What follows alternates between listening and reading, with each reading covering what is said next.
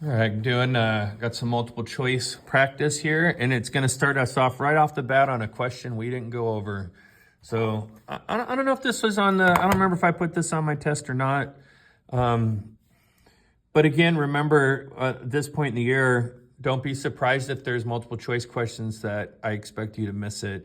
One, it helps us know who's cheating and who's not. We don't do anything with that. We just like to know. And two, is that you need to understand you're going to hit questions that you don't know on your AP exam. I'm telling you, that's happening. Nobody gets, well, we might had a couple people get perfect scores on the multiple choice, but nobody, like, we're not shooting for a 90, remember? So 4 times, you should think to yourself, I don't even know how to do this problem. Even if you're gonna get a 5, it should be 4 times. And you just pick a letter and move on. I talk about that constantly. I'm spending a minute on it, talking about it on this review. It's okay. It's okay. The 2 bad things you can do. You can freak out about it, or you can reread the question 20 times and waste a bunch of time. If you read a question, you're like, I have no clue. Pick your lucky letter, fill it in, and then it's over. That question is now dead to you and it's gone. Now, if it happens on my test and you want to go over it so it's not on the exam, great, but that's going to happen. All right, so here we go. H naught is 0.7 and the alternate hypothesis is not equal to 0.7. And then it tells us the sample size and it gives us the Z value and it wants to know the P value. Now, here we go. This one is not equals. This is a 2-sided test. So I draw my little normal curve and I would have 0, 1, 2, and 3, not drawn to scale because, this would be like touching somewhere around here. Anyway, so if Z is 0.8, that's right here, 0.8. And then because it's a 2-sided tail, I'm going to shade this whole tail. And I can find that by doing normal CDF, and we're going to do that in a second. Actually, let's go ahead and do that right now. So I'm going to go second vars, normal CDF, and I want Z was 0.8. So 0.8 to 1,000, and mu and sigma is going to be 0 and 1. Just going to leave that alone. And you hit enter, and I get 0.22 to 118. And I say, there's my answer right there. Psych, no, it's not. Because it's not equals, it's a 2-sided test.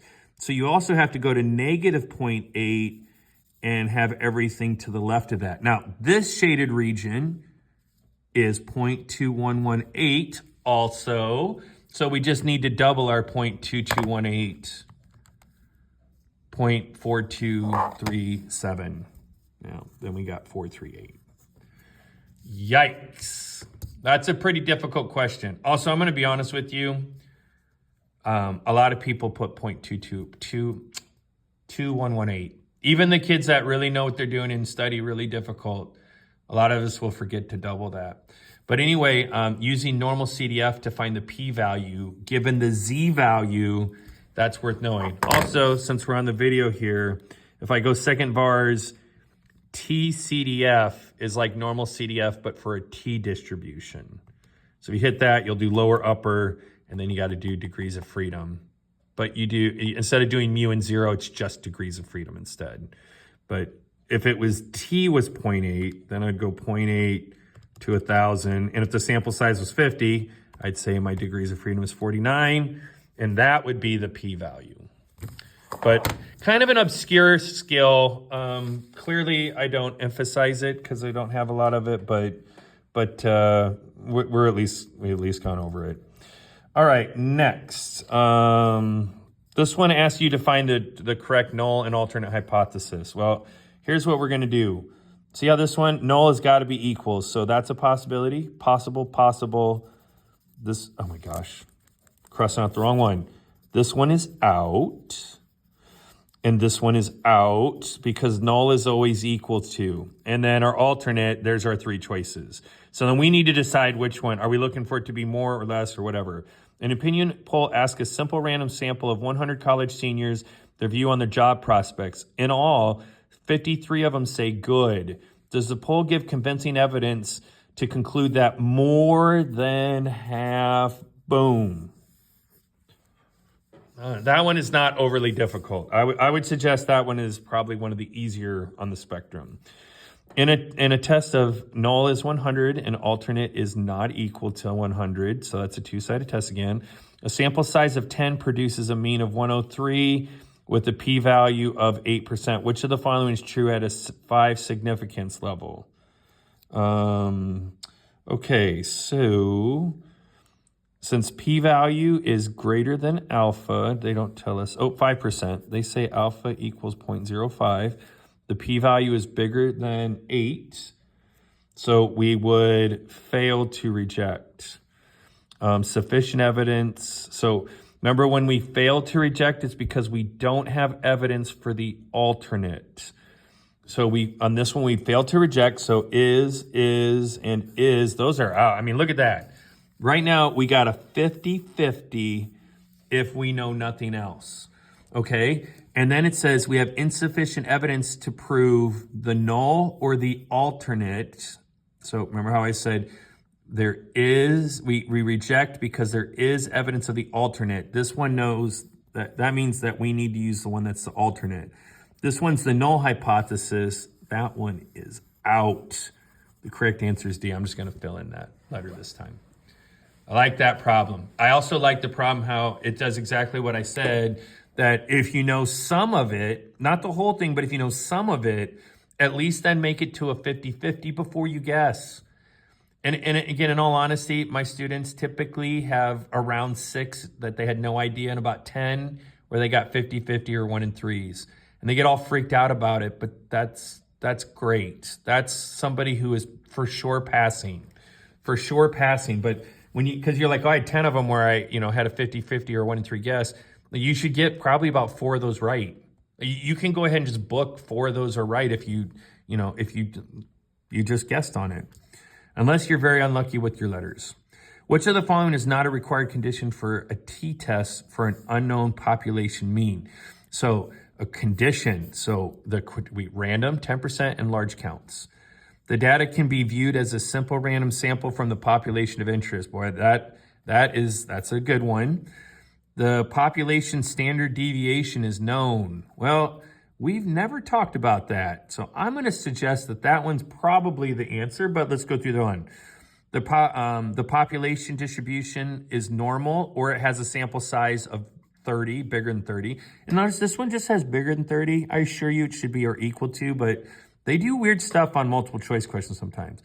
The data represents n independent observations. That's why we have the 10% rule. So see, that's why we always want to make sure we know independent means 10% rule, and all our conditions. Yeah, B's not a condition. You don't have to know the population standard deviation. All right. Next.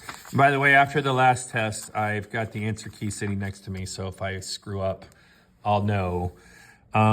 This one says, an appropriate 95% confidence interval for mu has calculated this interval based on 15 observations from a population that's normally distributed. We wish to use this confidence interval to test the hypothesis that mu is equal to 0 and the alternate is mu is not equal to 0.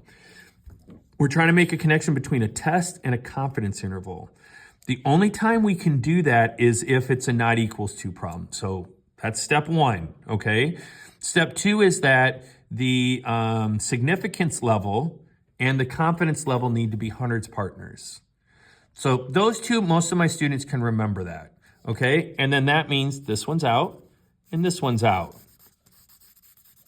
So even if I have nothing else, I have a 1 in 3 guess.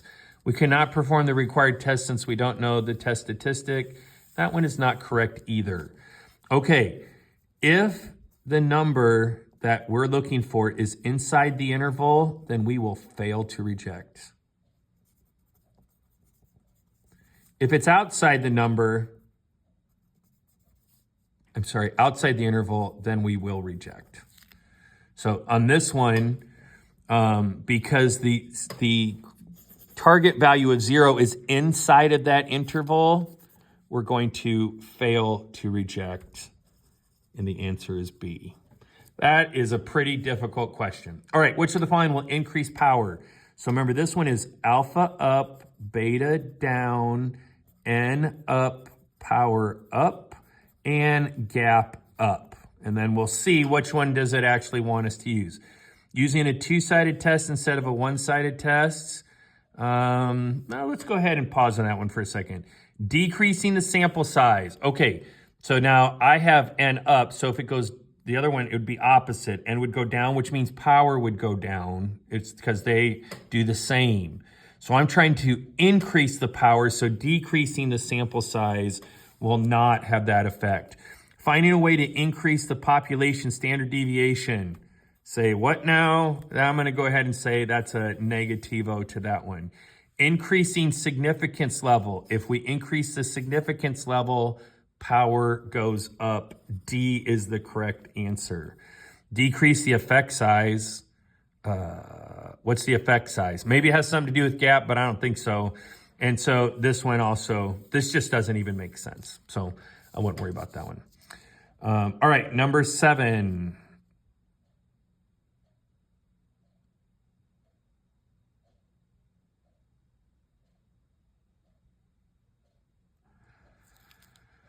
All right, so this is a paired t-test, which for the 24-25 year, we're going to go over that on the second review day, so maybe we haven't done this one. But this one, this is what condition must be met. The distribution of both the scores must be approximately normal. That sounds good, but that is not correct. The distribution of pretest scores and distribution of the differences must be approximately normal. That also sounds pretty good. Only the distribution of the pretest must be approximately normal. That one doesn't sound very good. Only the distribution of the differences must be approximately normal. That's the correct answer. It doesn't matter what the individual populations, it's that the differences are approximately normal. And what we do is we would actually, let's see here. This one, it's after minus before. So this would be 2, and then this one would be -1, and so on. And it's the distribution of these numbers, which is what we would plug in the calculator. That's what must be approximately normal. Pretty tricky. Okay, the next one, this is a paragraph. Then they give us some kind of graphic organizer, and then the question. A type 1 error would mean I don't even need this to do this question. A type 1 error is when I rejected this. I said this was the answer, but it isn't. So I'm saying that the mean is less when in fact it's not. So on this one, that's saying underfilled. So I'm saying the bags are being underfilled when in fact they're not, choice A. So see that one's a perfect example of, if we know exactly how to write the type 1, type 2 errors, when we get these multiple choice questions, oh my gosh, they're so easy and so quick. Next, medical researchers working on new treatment for a certain type of cancer. After diagnosis, the average survival time is two years. In an early trial, she tries anew on 5 subjects and find that they have an average survival time of 4 years after the diagnosis. Although the survival time has doubled, the results are not statistically significant, even at a 10% significant level. Which is the best course of action? Since it's not statistically significant, she should abandon the study of this treatment and move on to more promising ones. Well, yeah, this one's actually pretty promising, so I would say not that one. It is one of the longer answers, but no, she should re-examine her computations. Likely she made an error. I guess that's a possibility, but come on, that's not the answer. She should increase the significance level on her test so that she rejects the null hypothesis, since the treatment clearly has a positive impact. Okay, that kind of makes sense, like the potato chip problem, but that's cheating, okay?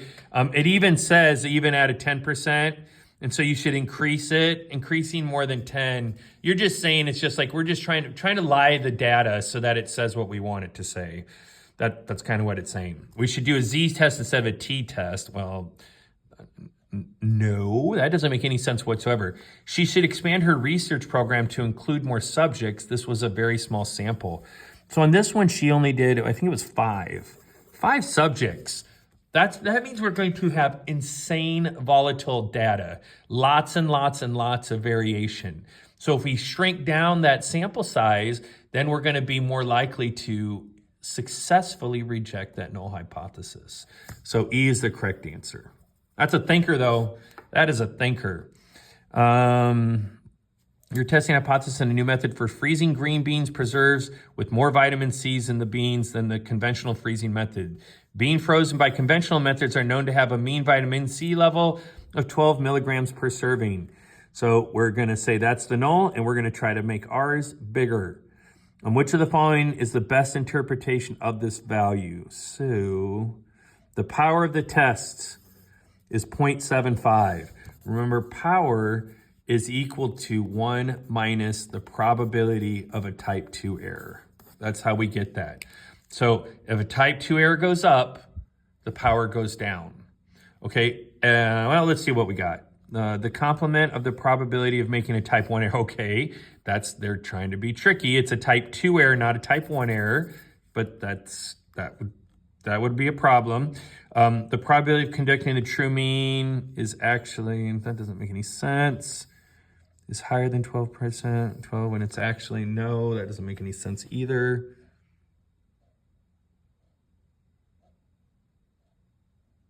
All right, so power, remember, is when we successfully reject the null. So we reject the null when we should. So it's a probability of getting a true mean of higher than 12 when it is actually higher than 12. So it's really the wording of those last couple, but that one's a little bit tricky. But there you go. And that's Form A. I'm not positive I'm going to get a Form B video, but this one, at least one. Got at least one.